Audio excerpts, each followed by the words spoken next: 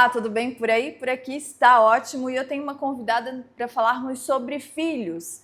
Eu ainda não tenho nenhum, mas ela já tem 3 e tem bastante experiência. Gesiele Paul. Tudo bem, Gesi? Tudo bem, obrigada pelo convite, por poder estar aqui e ter a oportunidade de compartilhar um pouquinho do meu conhecimento e da minha história. Eu que agradeço muito por ter aceito o convite. E esse desafio também, né, que é enfrentar, de repente, uma entrevista em frente às câmeras, que a gente sabe que tem algumas pessoas que não gostam. Eu tenho um pouquinho de resistência, mas eu preciso vencer ela, então eu estou aqui. É sempre um momento para aprender também, né? Verdade, tudo é aprendizado. Gesi, eu quero que tu conte pra gente um pouquinho da tua história. Quem é a Gesiele, no que ela é formada, como é que é a tua vida, a tua rotina também? A Gesi é, numa frase simples, alguém que todos os dias busca ser alguém melhor. Nos meus múltiplos papéis, né, de esposa, de mãe, de amiga, de profissional, de filha, de irmã, enfim, tudo que a gente socialmente precisa desempenhar.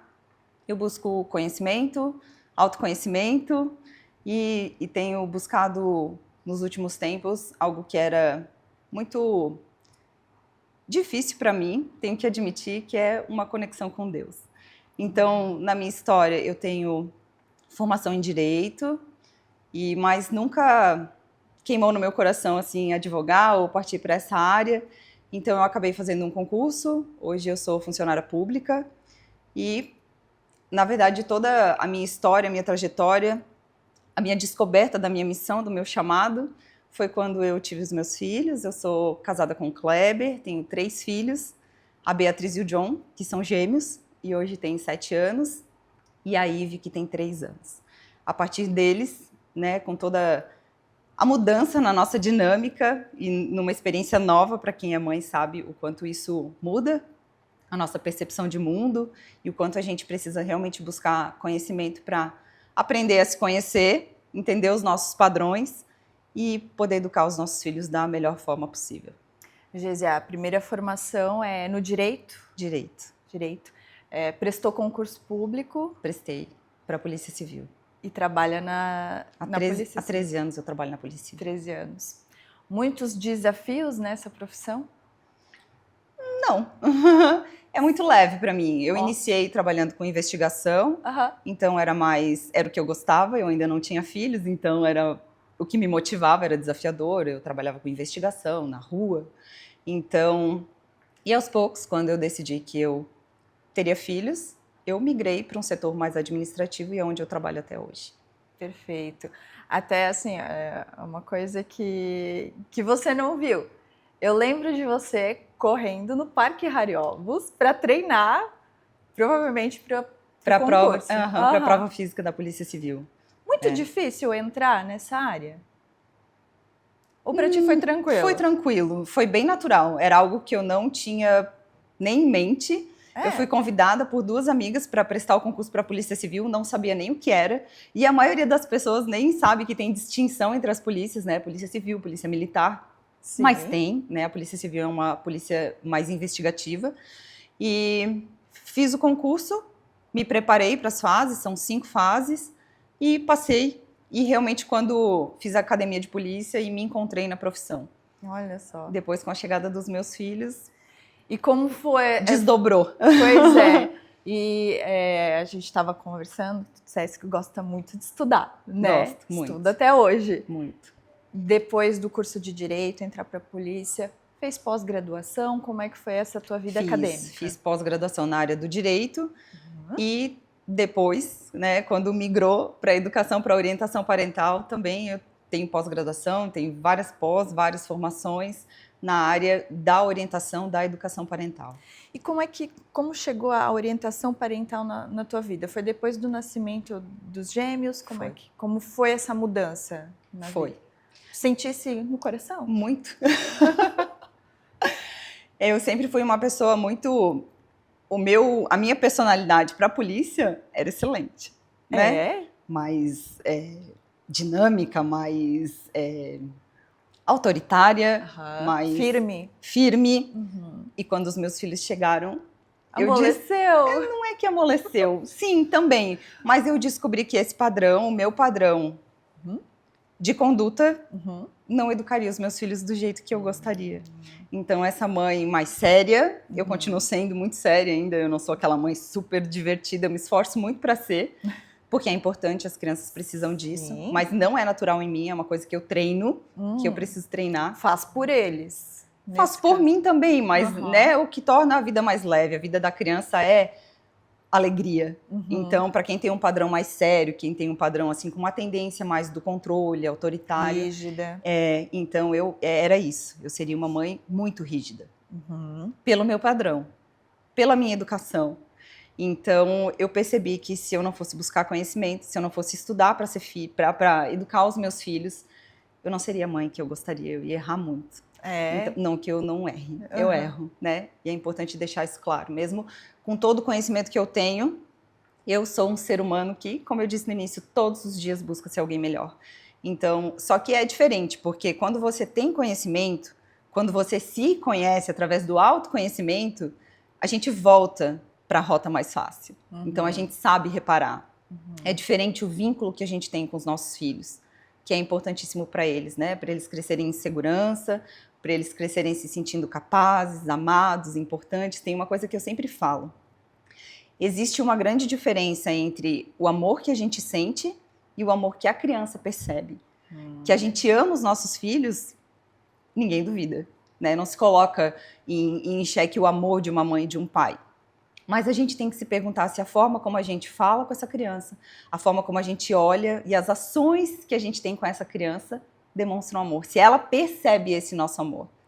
Não adianta sentir, deixar escondido também, né? É que a gente sente, mas a criança percebe esse amor através das nossas ações, das nossas palavras? É isso que a gente tem que se perguntar. E eu precisei buscar muito conhecimento para ser a mãe que eu sou hoje e para dar para os meus filhos aquilo que eu acredito que eles merecem. Pois é, são 3 filhos.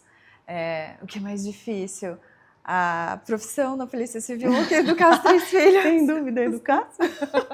É muito mais desafiador. É muito mais desafiador, porque a gente precisa aprender a se conhecer, entender os nossos padrões, entender como a nossa história interfere na forma como a gente educa, como a gente escolhe educar os nossos filhos. A gente precisa mudar muitos padrões, mudar a visão de como educar uma criança, porque nós somos doutrinados com a ideia de que a criança é um ser que tem um cérebro igual a um adulto, que ela pensa igual a um adulto. E não existe mentira maior. A criança, ela desenvolve de um jeito muito diferente. A percepção de mundo dela é diferente. As vontades dela é diferente. Ela é absolutamente movida pelas emoções. Se a gente não entende como uma criança se desenvolve, a gente vai cometer muitos erros. E esses erros podem comprometer o desenvolvimento dela e o adulto que ela vai se tornar. A gente consegue ver essa evolução na forma de criar as pessoas na nossa história, assim, na forma de educar as crianças. Nós temos ali os avós extremamente rígidos, né? Onde se botavam filhos no mundo, podemos dizer que era isso que acontecia, né? Para trabalhar na roça, para ajudar em casa, para já ter uma profissão, um dever, né? Assim, que tivesse condições de andar. Para contribuir com a família, né? Isso é nítido, todo mundo sabe que isso aconteceu, né? Aí a gente já vem de uma geração dos nossos pais que tentaram educar, tentaram botar alguns limites, mas de uma forma um pouco mais ríspida, um pouco mais rígida. E eu percebo que a gente tem a gente passou de uma transição rígida para alguma coisa muito pode tudo. Que hoje nós temos jovens adultos que se comportam como crianças de 7, 8 anos.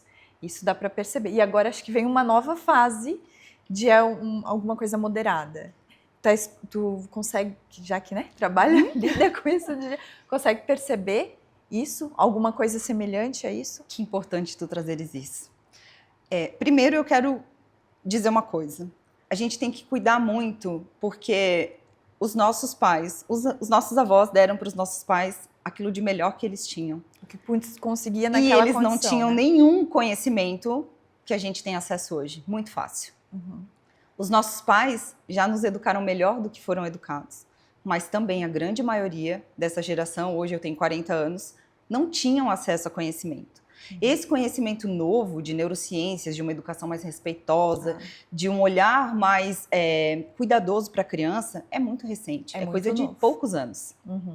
Então, a gente tem que cuidar para não julgar, né? Eu acho que cabe muito perdão aqui aos nossos pais, de reconhecer que eles fizeram o melhor que eles puderam com o que eles tinham nas mãos, com o que eles sabiam, com o que eles tinham de conhecimento para educar a gente. Eu vejo tudo isso muito como evolução mesmo, assim como tecnologia, como... a chegada do conhecimento, né? Dos evolução. Estudos, de tudo Se não tivesse acontecido tudo isso, nós também não estaríamos falando sobre isso agora. Com certeza não. Nós só estaríamos replicando o padrão um pouquinho melhor. Exatamente. Agora, só voltando para a questão de polos, a gente vem de uma educação tradicional, de anos de história, onde a criança era invisível. Era justamente, nascia, já tinha um ofício, era para ajudar a família, e crescia para isso, para trabalhar. Só que a gente, com todo, né, com os direitos da criança, com as tecnologias, com todo esse avanço de conhecimento, a gente acabou caindo no extremo oposto, na permissividade. Então, uma criança que não tinha nenhum direito passou a ter muitos direitos. Foi onde nós nos perdemos enquanto sociedade em manter um equilíbrio entre ela ser vista, ser ouvida, ter as necessidades e as vontades dela validada, mas também não poder fazer tudo o que quer. Porque uma criança que não é educada com limites, uma criança que não é educada sabendo até onde ela pode ir, que ela tem que respeitar, que ela tem sim que cumprir regras, é uma criança que é um perigo.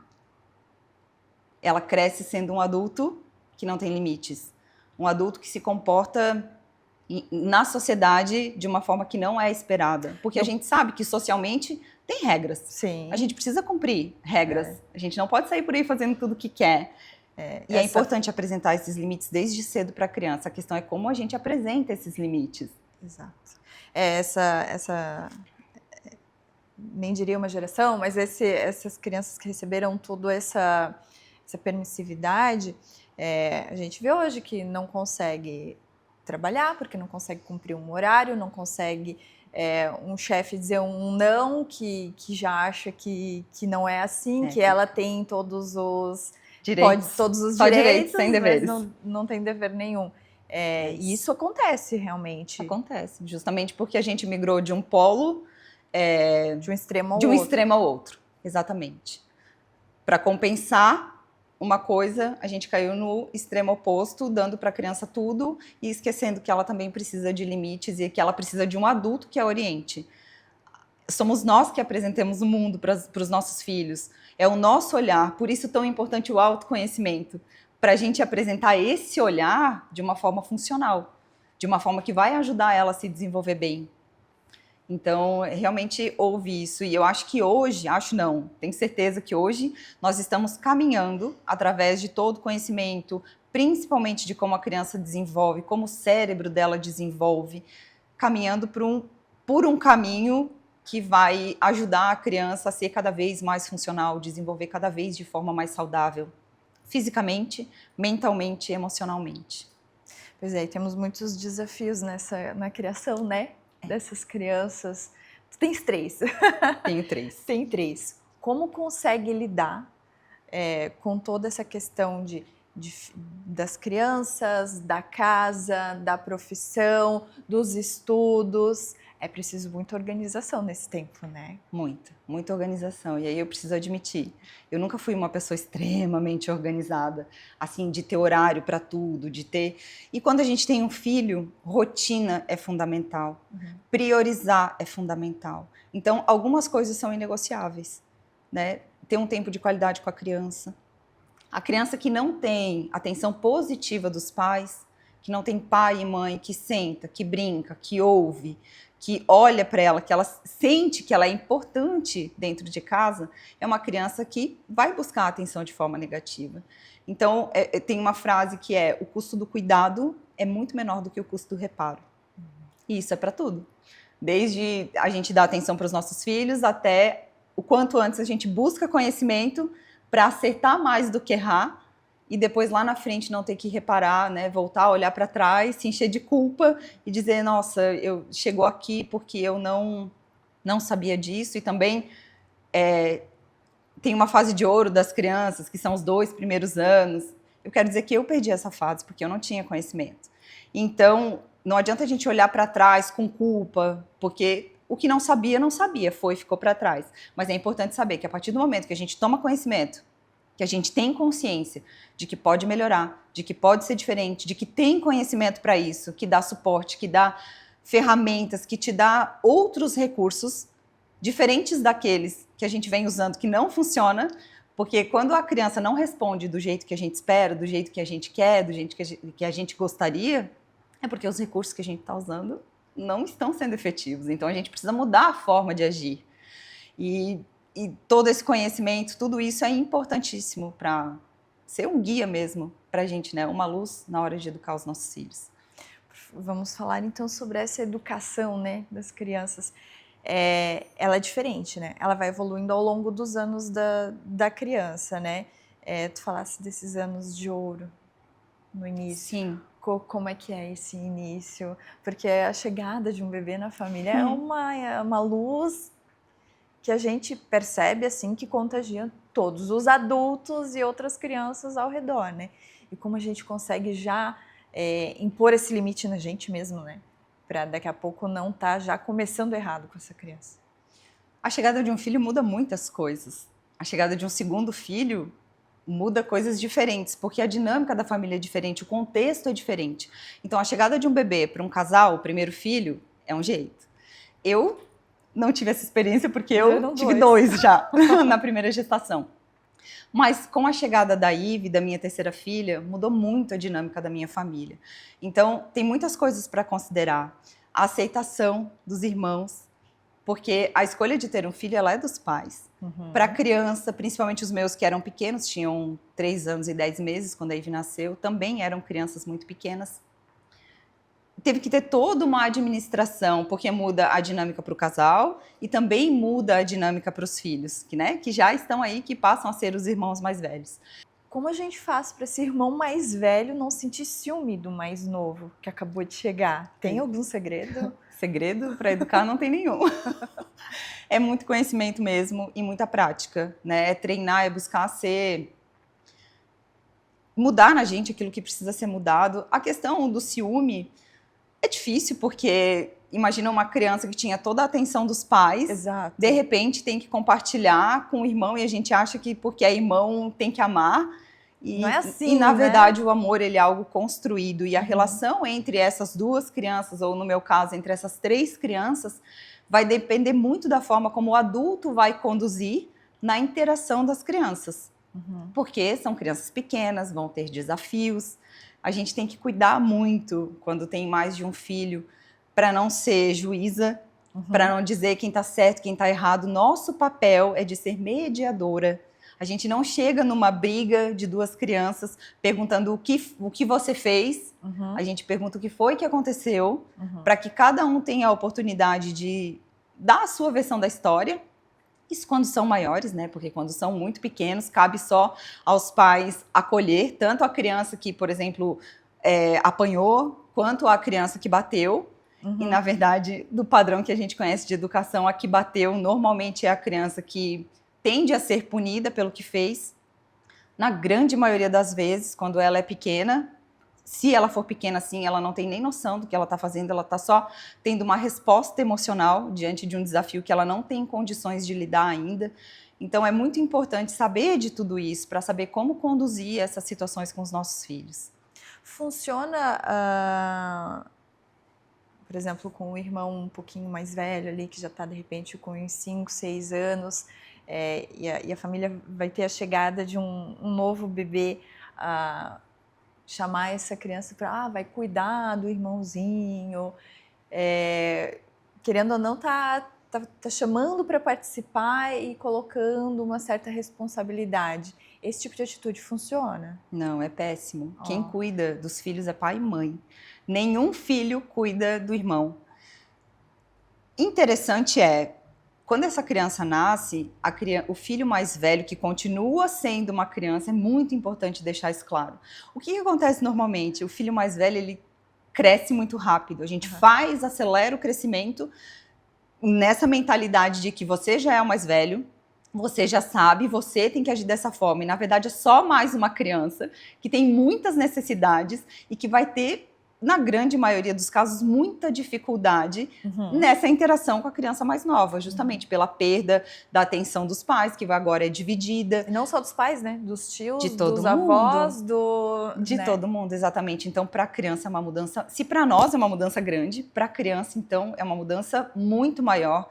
E pela questão da imaturidade dela, do cérebro, de saber lidar com essas situações, para ela é muito mais difícil. Então, não façam isso. Não deem ao filho mais velho a responsabilidade de cuidar do mais novo, né? Em parque ou em qualquer coisa que seja. Na escola, enfim. De forma alguma. Quem cuida dos filhos são os pais. Irmão não cuida de irmão. Tá brincando, é uma situação excepcional. Às vezes eu peço para os meus filhos, que já tem 7, aí tem 3, então realmente é menor. Olha, manda um pouquinho para a mãe que eu preciso fazer isso, mas não com a carga de responsabilidade, que se acontecer alguma coisa, a responsabilidade é da criança mais velha. Mesmo se aconteça, que já aconteceu, de eu em algum momento pedir e acontecer alguma coisa com a menor, eu nunca responsabilizei o mais velho por aquilo. O responsável, o adulto responsável, eu sou responsável, né? Então, para não cuidar, para não gerar essa culpa no irmão mais velho, quando acontece alguma coisa, e dar para ele essa responsabilidade que é nossa. A gente não pode transferir isso para o filho mais velho. Acho que esse é um ponto bem importante que a gente... Só complementando, é muito importante trazer o irmão mais velho para ajudar com o irmão mais novo. Então, na hora do banho, na hora da troca de fralda, né, para levar a fralda no lixo, para ajudar, se estiver amamentando com a mamadeira, pegar uma água para a mãe. Essas coisas é importante porque envolve nos cuidados, mas não com senso de responsabilidade, com senso de contribuição, de pertencimento. Daí, ok.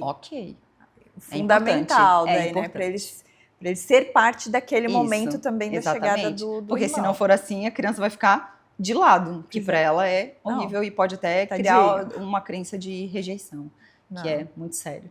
E com o crescimento dessa criança ali, como a gente fala não sem a criança que vai ficar chateada, de repente, tá ali. Hoje a gente fala muito em telas, né? Computador, celular, o tablet. Como a gente fala, não, agora é hora de tirar essa tela, de não ficar mais com isso. Já é o horário de dormir, já é o horário de almoçar, de jantar. Como é que faz? A gente até então se ouvia muito falar em negociação, dar opções para a criança. Mas tem momentos que não se dá opção, né? Tem momentos que a gente precisa ser um pouco mais firme. Mas como lidar com isso e com essa frustração que a criança vai ter nessa situação? Nossa, só essa tua pergunta já dá para desmembrar em várias assuntos. Vamos lá, então. Não. Uma criança que não recebe não é uma criança que tem pais permissivos, que cresce sem limites. Que é o que acontece como a péssimo. Gente estava... É tão ruim ou pior do que um pai ou uma mãe que só manda, que só cobra, que... Não estou dizendo que esse é bom, não é bom. Eu estou dizendo que é tão ruim ou pior do que um pai ou uma mãe autoritário. A criança precisa entender que o não faz parte da vida. Agora, o que nós adultos precisamos entender é que ela não vai gostar de receber não. Que o não para ela é diferente. Ela não quer, como ela é movida por emoções e movida pelas vontades dela, é óbvio que ela vai ser contrária a esse não. Quando ela é muito pequena, ela vai chorar, ela vai se jogar no chão, ela vai fazer a famosa birra, que nada mais é que a criança tendo dificuldades de lidar com a frustração. Acontece que nós viemos de uma geração que também não tem inteligência emocional para lidar com essas situações. Então percebe que é conhecimento e autoconhecimento, porque eu preciso reconhecer em mim o que falta em mim, desenvolver inteligência emocional para que eu possa dizer não, sustentar o meu não e acolher essa criança.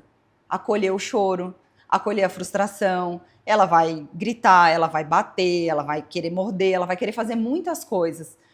Mas eu preciso entender que essa é só uma resposta do corpo dela, do cérebro dela, a um desafio que ela não tem condições de resolver. Ela não consegue lidar com as emoções dela. Então ela precisa do suporte do adulto. E eu preciso saber que quando eu digo não, é não.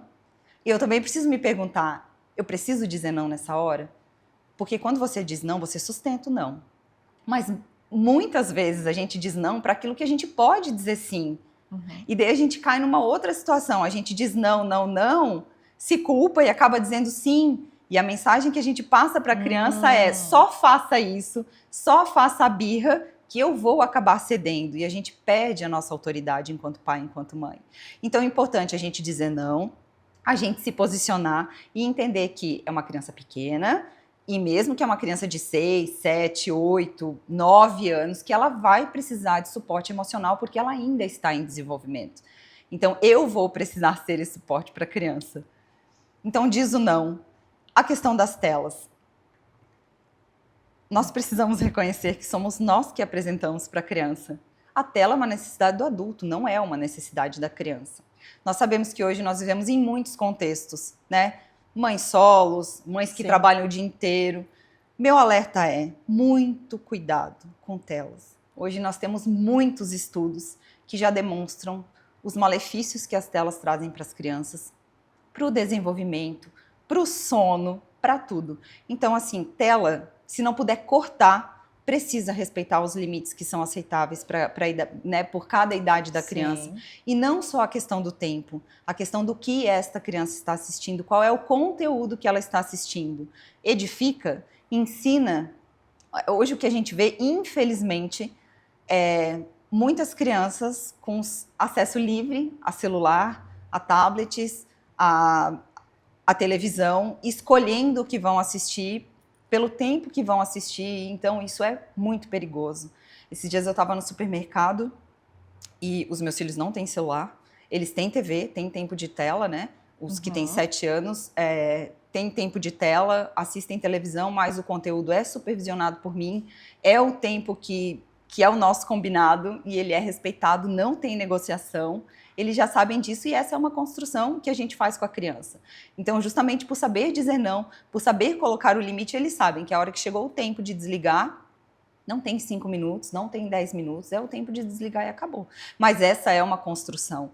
Então, eu estava no supermercado e uma criança com... Não é julgamento, tá? Mas é importante que a gente tenha esse conhecimento. São exemplos, a gente vê isso rodando no TikTok, assim... um conteúdo que era absolutamente inadequado para a idade dela. Então, nós porque aparece de tudo, né? Nós precisamos entender que tudo é referência para a criança, né? E é importante que o lar seja a maior referência, que os pais sejam a maior referência e uma boa referência. Então, a internet, ela traz muito conteúdo, muita coisa para a criança que não é adequada para a idade, que vai criando repertório. Às vezes a gente se pergunta: por que o meu filho está se comportando dessa forma? Se em casa eu não ensino isso. Se na minha casa, às vezes já é uma família mais consciente, né, que educa nesse modelo de respeitar a criança, de pôr limite, de educar com amor, mas com limites. E se pergunta por que o meu filho se comporta dessa forma. Mas quais são as referências que ele está tendo fora? Quais são as referências que ele está tendo na internet? Então fica um alerta. Acompanhem o que os filhos de vocês assistem. Tenham um tempo limite, respeitem esse tempo limite. E quanto mais longe do celular e de telas, melhor. Para a gente já é um desafio desapegar, né, do celular em alguns momentos. Usa para trabalhar? Usamos para trabalhar, mas daqui a pouco, quando a gente vê, tá lá na rede social, que não haveria necessidade. Falar não para essa criança, ela vai chorar, vai fazer birra. Mas a questão é essa, manter firme. Existe algum tipo de negociação que pode ser feita em algum momento ou não é não? Pode, nada é rígido. Em alguns momentos você pode flexibilizar, né? Tá em um momento lá, vai terminar um episódio, enfim, eu tô falando isso já de um padrão legal da criança estar ali, de assistir televisão, né? Vai acabar, vai lá e vai desligar a televisão. Se eu for lá e desligar, com certeza, ninguém gosta. Imagina, eu tô assistindo uma série que tu gosta, chega alguém... Vai lá ter um marido e desliga. Ninguém vai gostar disso. Então, sim, pode ter negociação, né? Dá para esperar. Como que a gente vai fazer? Em algumas oportunidades não vai dar. De repente já tem tarefa, tem uma outra função, uma outra coisa para fazer. Que já tá... Por que é importante dar previsibilidade para a criança? Porque ela sabe o que vai acontecer depois. Então, vai ser esse tanto de tela. Já vê se vai dar o tempo para a criança terminar de assistir. A gente tem que se preocupar com essas coisas para evitar que existam explosões emocionais. Então, é importante o adulto estar sempre, não no controle, Mas ele tá ali sempre gerenciando, sempre de olho, sempre dando esse suporte para a criança que ela não tem conta. Se ela puder, ela vai ficar a manhã inteira assistindo televisão. Pois é. Ela vai escolher o que ela quiser, o que aparecer para ela, que chamar atenção, ela vai querer. Mas e aí, isso é positivo para ela? Se não for, é inegociável. Tem, né? Os meus filhos assistem alguns programas, algumas coisas, e eles já me pediram para assistir várias coisas que é inegociável. É não e pronto. E eu também já caí na armadilha de deixá-los assistir coisas que depois eu vi que não era positivo e na hora eu disse, ó, não é legal, não edifica, não ajuda em nada, explica para a criança por que não. Porque a gente diz não pode, não, naquele modelo autoritário. Explica para ela, por que não? Porque isso não te ajuda a desenvolver bem, porque isso não combina com os valores, os princípios da nossa família, porque explica para ela o porquê. Principalmente se ela for uma criança maior. Se ela for uma criança pequena, pode explicar. Ela vai entender? Não. Nem sempre. Não Às vai, vezes não. né? Porque ela é muito pequena. A gente tende a ser muito racional com as crianças pequenas, até 4, 5 anos. E a gente tem que entender que eles não funcionam de forma racional. Eles ainda não têm essa parte desenvolvida do cérebro. Eles são muito emoção. Então, a gente bota o limite, acolhe, direciona. E tem que ser esse suporte para a criança o tempo todo. Não adianta. Infelizmente, a gente acha que a criança vem e a gente quer que ela seja independente. E os nossos filhos vão ser dependentes de nós por muitos anos. Por diferentes situações, dependendo da fase que ele está. Quando é pequeno, é absolutamente dependente. O que a gente vai dando para os nossos filhos é autonomia, para que eles passem a fazer as coisas sozinhos, né? Se vestir sozinho, escovar os dentes sozinho, tomar banho sozinho, fazer tarefa sozinho. Isso é a autonomia. Mas dependência, tanto física quanto emocional, vão ser por muitos anos. E se a gente não entende isso, a gente se frustra muito enquanto mãe. Porque a gente quer que eles sejam independentes, porque a gente também quer ter a nossa independência de novo, e a gente entra em conflito das necessidades da criança, que ela não consegue suprir sozinha, com as nossas necessidades enquanto adulto. Então é muito importante ter essa clareza, que realmente os nossos filhos serão por muitos anos dependentes de nós, mas que eles precisam sim de autonomia, de que eles possam fazer as coisas por si para se sentirem capazes. Todo esse processo, né, durante a infância, eu acho que ainda não chegasse nessa fase, né, mas nós passamos já por essa fase, para que quando ele chegue na adolescência e na fase jovem adulto ali, né, para que quando venha uma opção ruim, ele saber que aquilo é ruim. É uma outra fase, né? Outra fase. Eu estudo já sobre adolescência, mas não me sinto absolutamente capaz para falar, porque realmente todas as minhas especializações são na infância, né? Na criança. Mas certamente chegarei lá, porque terei adolescentes. Mas é entender que sim, a infância é uma construção. Imagina uma casa, ela tem um fundamento. A infância é o fundamento dessa casa. Quanto melhor for esse fundamento, dá para fazer reparo depois? Dá, óbvio que dá. Sempre há tempo de voltar atrás, de refazer. Mas é importante que o fundamento seja bem construído para que essa casa possa ser, né? Se edificar e lá na frente dar menos problemas e a gente ter menos coisas para reparar. O que talvez que é uma coisa assim que eu vejo assim por amigos, enfim, conhecidos, é de não entender a importância nessa fase infantil para a adulta depois, né? É o início, como tu falaste, né? É o alicerce, aquilo ali que vai sustentar o que essa criança vai ser depois na adolescência. E como adulto, né? Ela não vai se construir sozinha. Enquanto adultos, a gente se preocupa muito com faculdade, e eu digo que estamos completamente errados. O que a gente tem que se preocupar é com o começo, com a infância. Porque sim, vai ser a base para tudo. E não é um achismo. Hoje a ciência traz isso para nós de forma muito clara, né? Os estudos científicos, as neurociências que estudam o funcionamento do cérebro e como se desenvolve, a criança começa a desenvolver desde o útero, já. É lá que começa a desenvolver o sistema nervoso dela. Então, desde a gestação, toda a experiência que a mãe tem, ela já vai refletir se essa criança vai ser mais reativa, menos reativa, se ela vai, né, ser mais explosiva ou se vai ser uma criança mais tranquila. Tá tudo no início. É importantíssimo a gente buscar esse conhecimento, se possível, antes de ter filho, para que a gente já tenha conteúdo, né? O que tu estás fazendo, né? Hoje já é um basicamente comecinho. Buscando informação. para a gente realmente construir da melhor forma possível, mas independente da fase que esteja o seu filho hoje, não pense assim, não tem mais o que fazer, porque sim, tem o que fazer, existe a neuroplasticidade, a gente sempre pode voltar, sempre pode corrigir, o que a gente não pode a partir do momento que a gente sabe que precisa melhorar, que precisa mudar, que essa criança precisa de pais mais conscientes na educação, a gente pensar assim, não deixa que lá na frente eu resolvo. Daí não. Daí realmente a gente tem um problema gigante. A partir do momento que se tem consciência disso, então vai buscar conhecimento para que você possa começar a agir diferente e isso tenha reflexo na tua criança, no comportamento e no adulto que ela vai se tornar. Geise, até uma última pergunta. A questão genética interfere no que nos comportamentos dessa criança? Porque de repente como tu disse, né? Tu era mais explosiva e tal, não explosiva, mas mais enérgica. Era mesmo? Explosiva. Acertei. Acertou. E eu me policio muito para não ser, tá? Muito. Você já percebesse alguma característica dessa em um dos filhos? Tem a parte genética e a parte ambiental. Então, sim, a criança nasce com uma coisa que é dela, que é genético, né? Ela tem a personalidade dela, o temperamento dela, a personalidade que vai se desenvolvendo ao longo da vida. Porém, o ambiente tem uma influência gigante sobre a genética.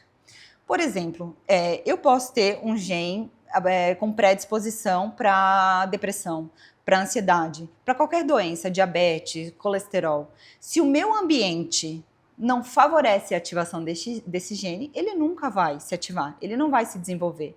Então, embora eu tenha a predisposição genética, é o ambiente que vai me dizer se eu vou desenvolver ou não. Então, uma criança que tem uma tendência mais explosiva, a mãe teve uma gravidez mais difícil, mas com muito estresse, não sabe gerenciar esse estresse, e eu passei por isso, então posso falar. E foi na gestação da Ivy, não foi na gestação da Bia e do John. Então, eu tive uma gestação que eu tive um pouco mais de dificuldade para gerenciar o estresse. Essa criança tem uma tendência a ser uma criança mais reativa também. Combinando com a biologia dela. Então, não é determinista. A gente tem que cuidar porque não... se foi isso, então vai acontecer isso. Não, a ciência não é assim. Pode acontecer. Tudo são probabilidades. A criança tende a ser mais reativa. Então, eu tenho que saber por isso que eu preciso saber a minha história, me autoanalisar, para entender que a minha criança está se comportando assim, ok, o que aconteceu lá atrás que está refletindo no comportamento dela agora? Muitas vezes é uma criança que não teve muito corregulação, né? O adulto não estava muito disponível emocionalmente, a mãe não estava muito disponível emocionalmente para a criança logo que ela nasceu, né? Tem muitas coisas, privação de sono, amamentação, são muitos desafios que a gente precisa administrar. Então, sem culpa, mas a gente precisa analisar isso. Uma criança que não recebeu alostase, que não teve corregulação no início da vida, é uma criança que vai apresentar comportamentos desafiadores, mais intensos, com 3, 4 anos de idade. Então, eu preciso saber que o ambiente vai ter influência, que vai determinar se essa criança vai se tornar uma criança mais calma, mesmo tendo uma probabilidade de ser mais explosiva, ou se eu não souber administrar o meu estresse e não ter inteligência emocional para administrar os desafios com essa criança, eu vou favorecer para que ela seja cada vez mais uma criança explosiva, que não saiba lidar com o que ela sente. Então, o adulto sempre vai ser o centro. O comportamento da criança é um reflexo do ambiente que ela vive. Tem a questão genética? Tem. Mas eu sempre preciso voltar para o adulto e preciso voltar para o ambiente onde está inserida essa criança, onde ela está. E ver o que eu preciso mudar, o que eu preciso fazer para que ela altere o comportamento dela, mas sempre vai partir do adulto. Não adianta a gente olhar para o nosso filho, que está tendo um comportamento, às vezes, que já é bem disfuncional, de mentir, de fazer coisa errada, de quebrar coisas, de bater, de ser explosivo, né? De reagir sempre com agressão, e não entender que tem alguma coisa no ambiente que não está ajudando essa criança a ser diferente. Então, a gente precisa se autorresponsabilizar entender que sim, vai partir de nós. A criança não vai mudar sozinha. Ela não vai acordar um belo dia e vai dizer, olha só, eu preciso ser diferente, eu preciso ser mais calma, eu preciso ser mais responsável, eu preciso tratar as pessoas com respeito, se ela não for ensinada a fazer isso. E quem vai ensinar isso para ela somos nós, pais. A gente não pode fugir dessa responsabilidade. Gesi, quero te agradecer muito por Eu ter que aceito agradeço. o convite, por ter vindo até aqui e esse papo maravilhoso que a gente teve. Obrigada. Eu que te agradeço por poder compartilhar um pouquinho do meu conhecimento e da minha jornada. Espero que possa inspirar, né, outras mães. Eu falo mais para mães. Normalmente quem busca esse conhecimento primeiro são as mães, mas eu falo para famílias e eu fico muito feliz de poder compartilhar um pouquinho do conhecimento que eu tenho com vocês. Gesi, muito obrigada. Gente, o nosso Vale Mais Mulher de hoje fica por aqui. Semana que vem tem mais. E só agradecer a Gesi. E ficam aí, então, muita informação para você que é mãe, para você que é pai, para os avós, para a família toda. E também para quem aí, de repente, está pensando, se planejando em ser pai e mãe. Posso certo? aproveitar e deixar meu Insta? Pode, Que lá claro. eu falo um pouquinho de tudo isso. É @GesielePou. E o Instagram da Gisele tá bombando, que eu vi que tem bastante seguidor e bastante conteúdo bem bacana. Que bom, aproveitem. Até mais!